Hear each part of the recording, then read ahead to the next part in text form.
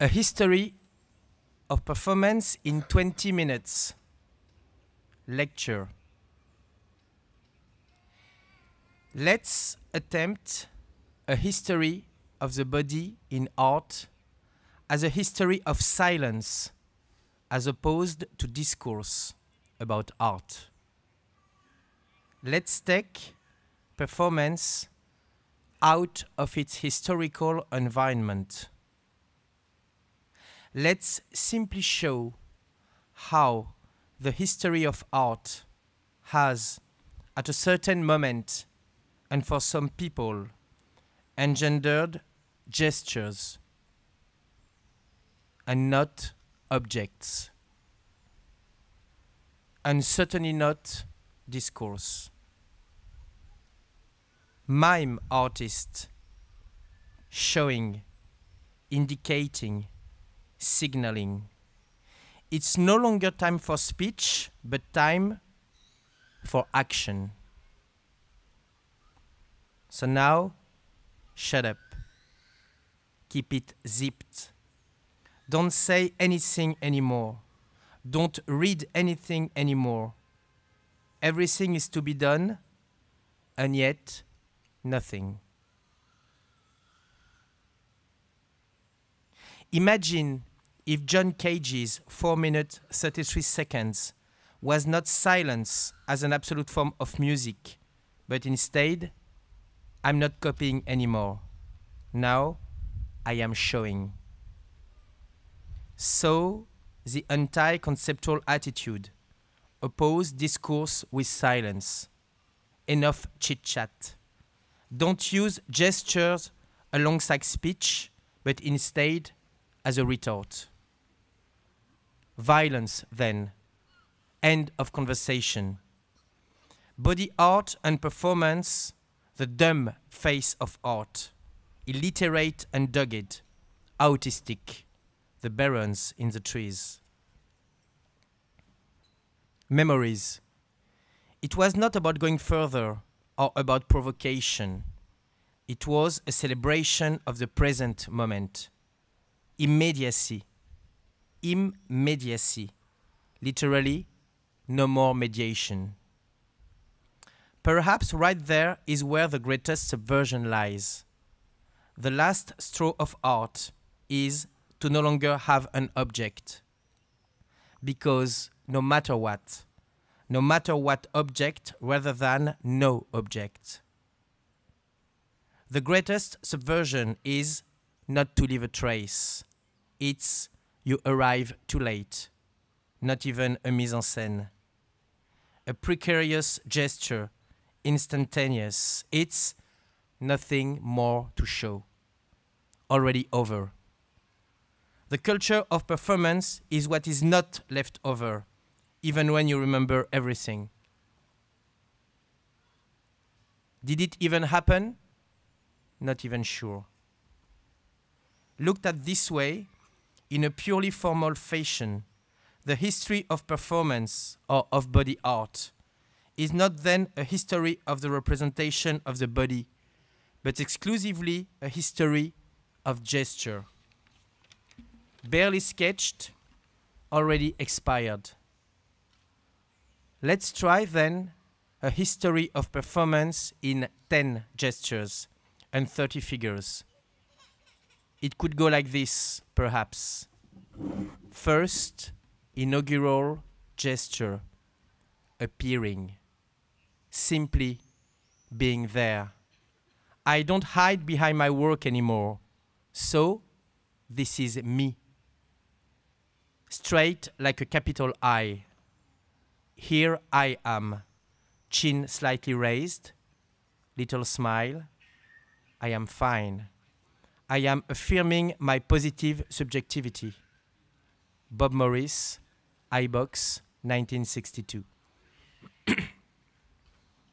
Or perhaps Appearance again. Bruce Nauman.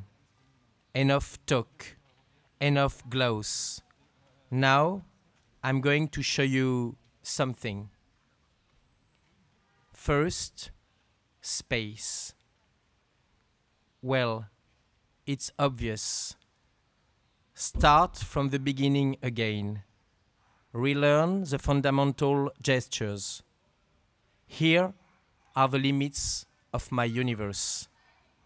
The universe of the artist. I can pace the square of my studio. It is voluntary confinement, but I resist. I walk, therefore I am.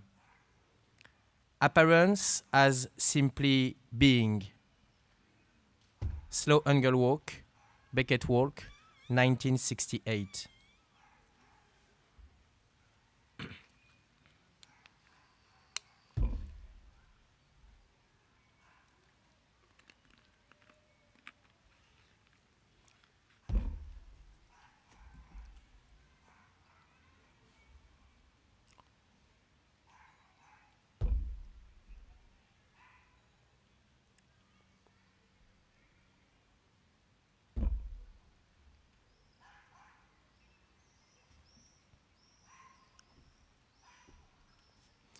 But watch out.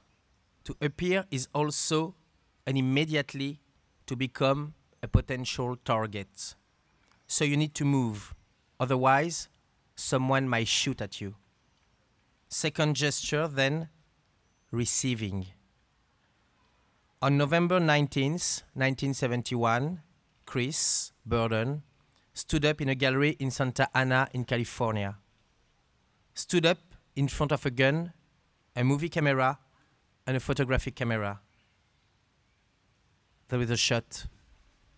The bullet goes through his arm. Arg. Radical performance, the suicide gesture. Burden is thus immobile, determined. The outcome is inevitable. Shoot, 1971. Inescapable. It's I don't fight. But the most disturbing is not that. Because with Burden, it's anti-suspense. You say to yourself, perhaps he's not going to do it. But yes, he's capable. Finally, it's an exercise in virility. I fight against the pain. I am strong. The will to power and the Superman. I shoot myself, but stay alive. Nietzschean. Chris Burden, it's health. And the worst thing is illness. The most disturbing then is not Chris Burden, it's Vito Acconci. The most shocking around those bullets, they are tennis balls. The artist receives them blindfolded and he tries to catch them or avoid them. Blindfolded catching, 1970. With Burden, it's a firing squad. With Acconci, it's torture. Mental and physical torture. The worst humiliation is the useless gesture. True danger lies in the invisible. The true enemy is invisible. Eyes blindfolded, Acconci is paradoxically the most visionary. Eyes blindfolded, pitch black, so there was a night, there was a morning. Third gesture, holding back. Another strategy, resisting. A history of performance as an illustration of the relation of submission to exterior forces. But this resistance has its limits, always, those of the body. So this body which is holding back is taut, rigid, in combat. But this taut, rigid, combative body will never win. And its resistance will be heroic or grotesque. Heroic photograph of a body suspended above a void. That of Denis Oppenheim, making a human bridge between two brick walls. Extended, spread out, forming an angle with his body. Immediacy and the temptation of the void, drawn to the earth but resisting, taken just before falling, before foundering, at the moment of the greatest tension, rooted in loss but also in combat, leaning toward the abyss like a gargoyle. Parallel stress, 1970. But holding back, it's also, and particularly, holding back the voice, emblematic of our history, quiet on the set. Weak version, Catalysis 4, 1970-71, Adrian, Piper, walking down a road with a scarf in her mouth. Gag. Primary, but perhaps not so weak. I offer up the violence of imposed silence.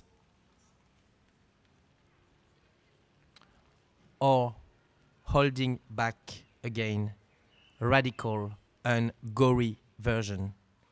Paul McCarthy. Hot Dog, 1974. Stuffing sausages into the mouth until nausea.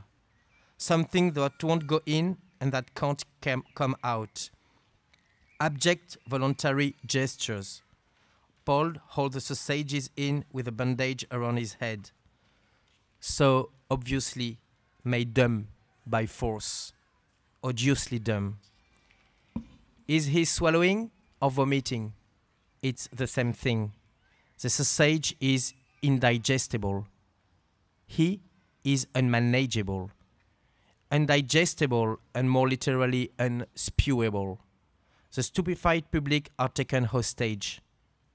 If I vomit in front of him, he will vomit too and choke.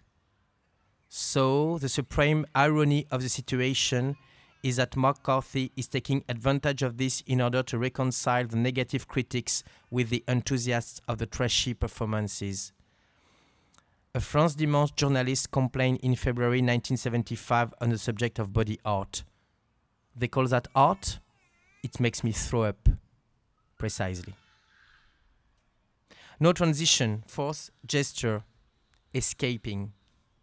Escape, run, get away, steal away. You're back to history. The best defense, dumb always. Escape in order not to have to explain, in order not to have to speak. Just run. Roadrunner and Willy Coyote in the desert. Roadrunner's version, optimism, I liberate myself, a breath of life, come out of the canvas to breathe oxygen. Founding an emblematic gesture by Saburo Murakami as early as 1956. Breaking through many paper screens. So, I tear everything in my way, nothing can stop me, I am Roadrunner. I traverse, I cross mountains, I get away, breathing. At the end of the tunnel, life. Simplified athletics challenge.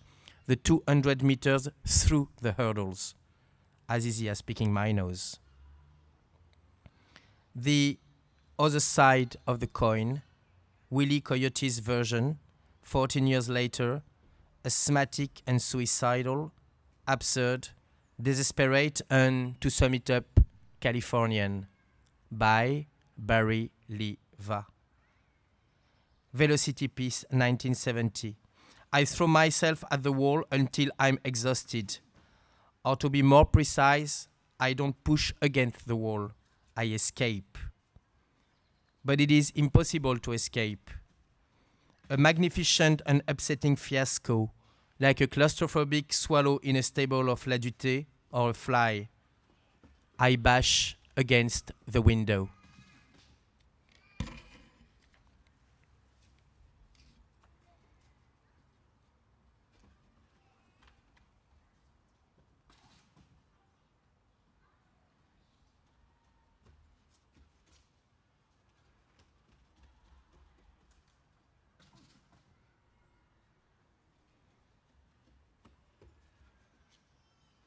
Stop.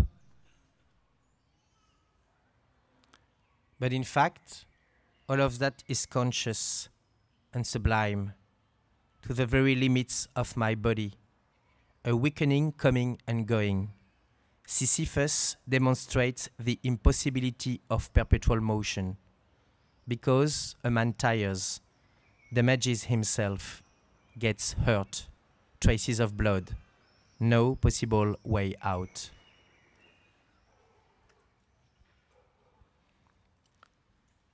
Or perhaps a way out by a fifth gesture, aiming, new position, threatening.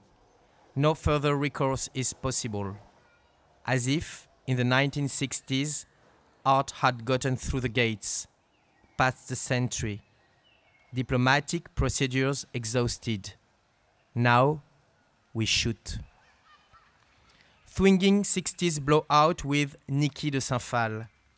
I am firing at tubes of paint, concentrating on the target, point and shoot. Calamity Jane. This posture is strong, virile, clear. More than the pseudo-subversive action of pictorial murder, it is the form of the gesture which is important. Portrait of the artist as a killer. Turn the situation around. Vengeance. The painter adopts the pose of a Napoleonic soldier in Goya's tableau. Ready, aim, fire. But just a few years later, Chris Burden, again, rewrites a desperate version of the scene. Inaccurate, ridiculous. I shoot at a Boeing 7047 in flight. Certainly it's not dangerous. It might be more romantic. But potentially an aeroplane is the target. So you don't really believe in it, and yet, why not? This is subversion as disobedience to parental instructions. You don't aim, not even for fun. An attack? More like takeoff forbidden, obligation to land. Burden brings it all back to the ground, breaking the wings of planes. Literally, I am bringing you down. So go on. Everybody hit the ground, flatten your face, hands behind your heads. Talking about getting down. Sixth gesture, falling. Inaugural gesture, Yves Klein, 1960, le saut dans le vide, leap into the void. Yves throws himself into the air from the outside wall of a bourgeois house in the Parisian suburbs. But I don't fall, I take off. Camera trickery, sure, but what a result? I fly. Erection, Icarus, head in the clouds, drawn toward the ether, in the sky, a negation of the body's weight, is the flight of the annunciating angel, or better, the ascension on his way to immortality. Anyway. Grotesque and pathetic variation by Bas Jan Ader. The Fall Guy. Fall 2, 1970. I'm cycling along a canal in Amsterdam and I throw myself into the water. Splash. It's hardly voluntary, it's undemonstrative, passive. It's more of an accident of casting. Nobody's fault, hardly his. Well, he's not even hurt, just ill-adapted to the world. Social suicide. Cry him a river of no return, as touching as a bottle in the sea. Besides, it was a premonition. Ader passed away in a tragic manner many years later, drowned at sea. Bequeathed his life to it, perhaps. But here, this pitiful from the bike, that is still comedy, discreetly burlesque, quietly sad. Fall?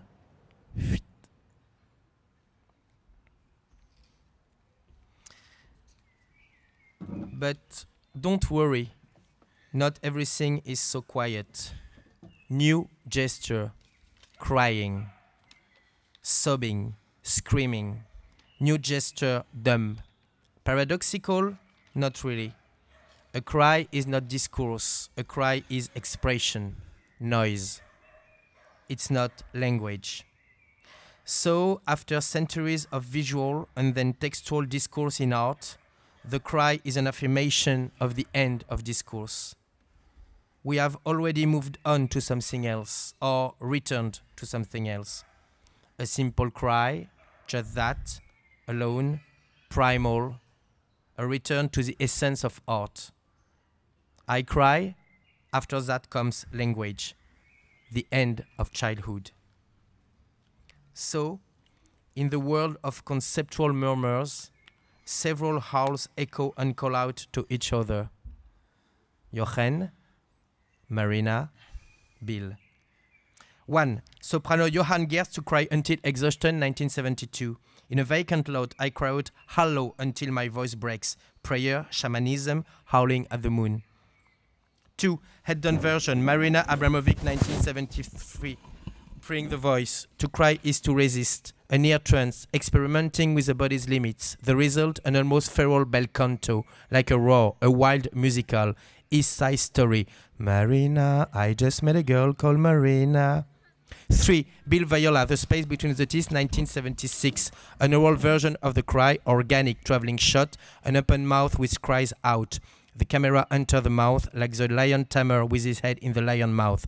End of cry, cut. You only need the jaw to close to bite. 8. Gesture. To bite, cut, slice. Another possible scenario in the history of performance. Cannibalistic version. Not to eat, mind you, nor to swallow, but more in order to leave a mark. We will always oppose the silence of the gesture to discourse, but this time with a bias. Rediscover a basic form of writing. Because, etymologically, the Greek word for writing, graphein, means to engrave.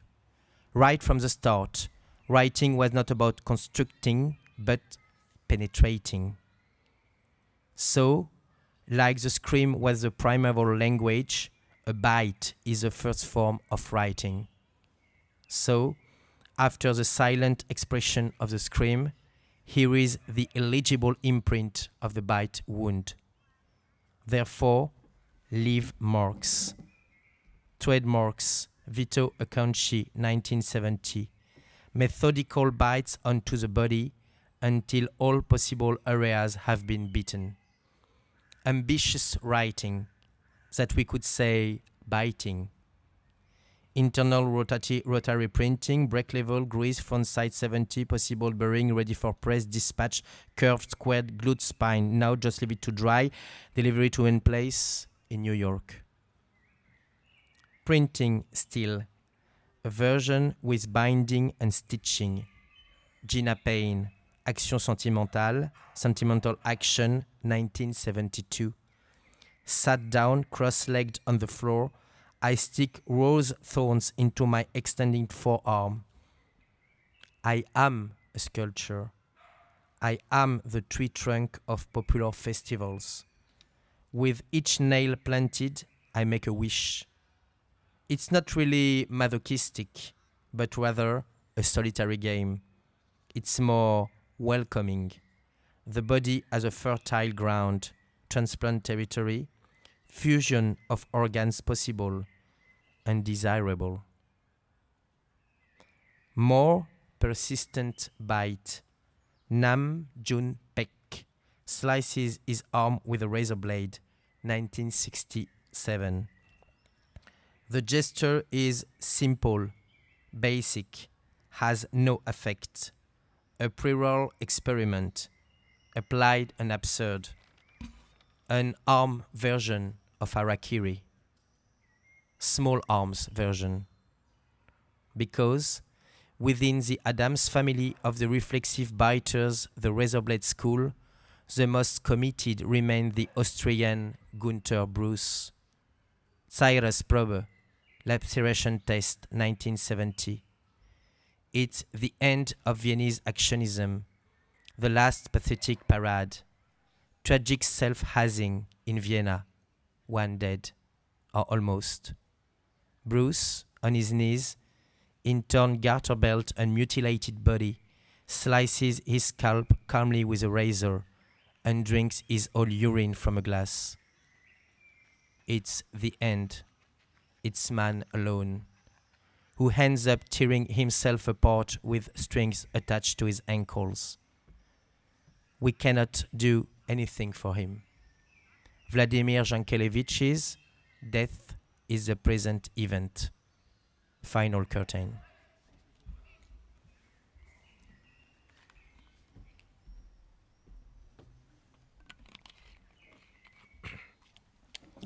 To recap, appearing, receiving, holding back, escaping, aiming, falling, crying, biting.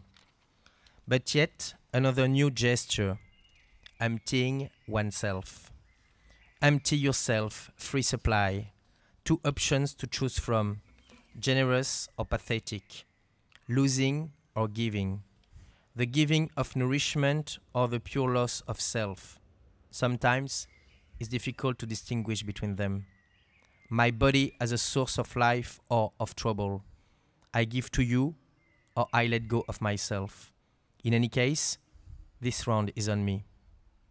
So, emptying oneself in a joyous way.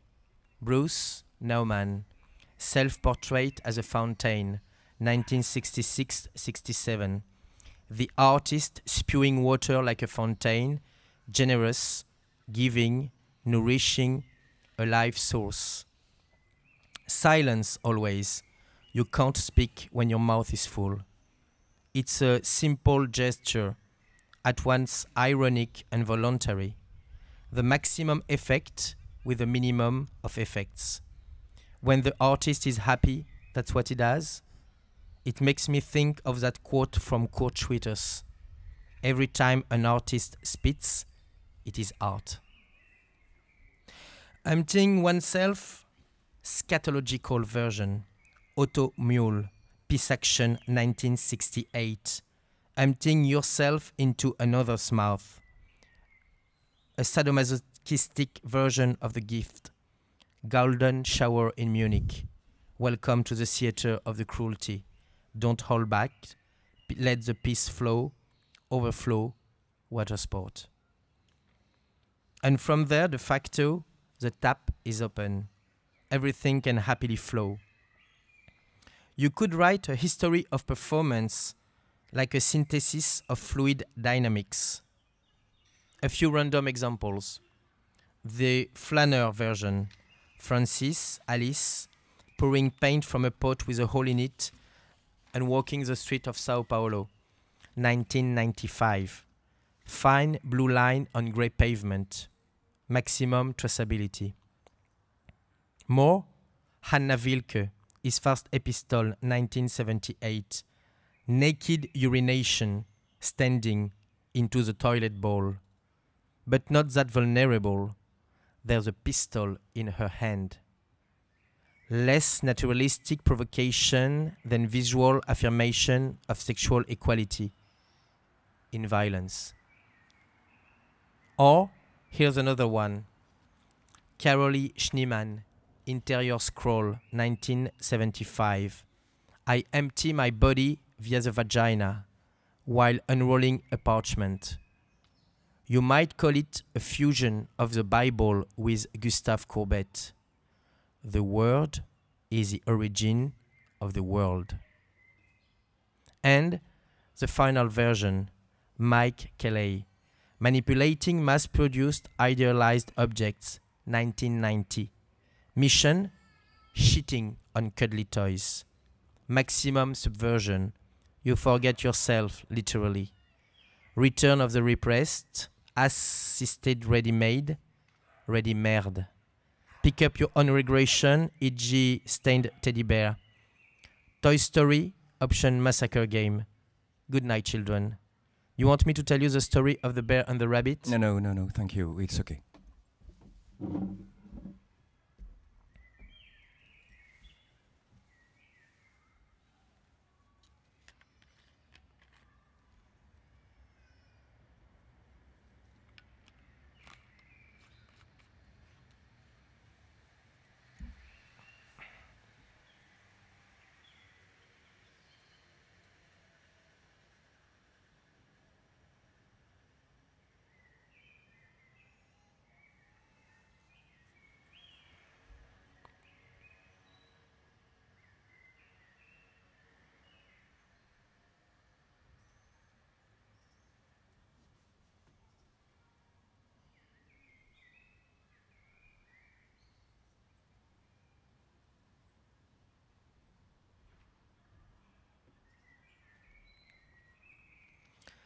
10th and final gesture in the history of the body in art.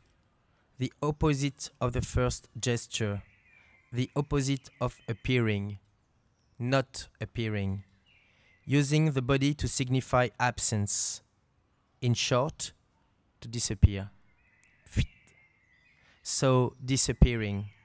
December 22nd to 24th, 1971. Chris Burden disappearing for 3 days without leaving a trace. Impossible to locate him. Radical. The scandal of the absent gaze. No more spectator, so no more picture. It is not even the absence of trace anymore, nor the trace of absence. It's the impossible trace. An anti-cognitive revolution. It's you won't know anything about it. Burden had already experimented with this concept by hiding inside a gallery during an exhibition. Move along, nothing to see. But this is the ultimate in radical dematerialization. I disappear. It's as if performance might have always tended toward this point, finally. Simply out of the artistic field. Tabula rasa. Dematerialization accomplished, fade away.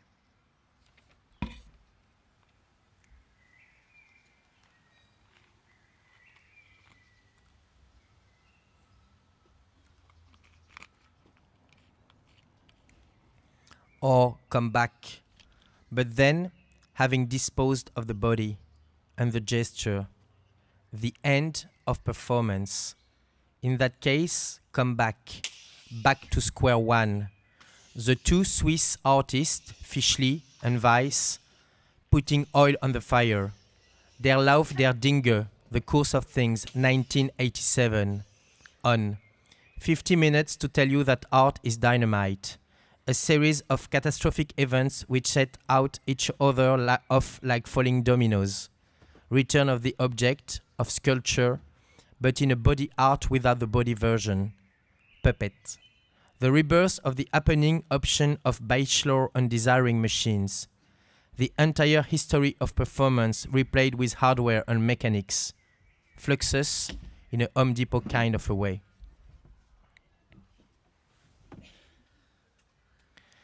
The machine has started up again, and the history continues, without us, on its own. Roll credits, the end. Thank you. Ça a été?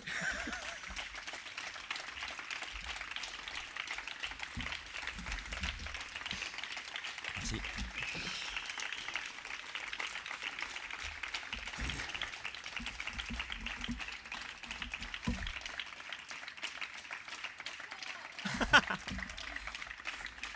Finished. Merci.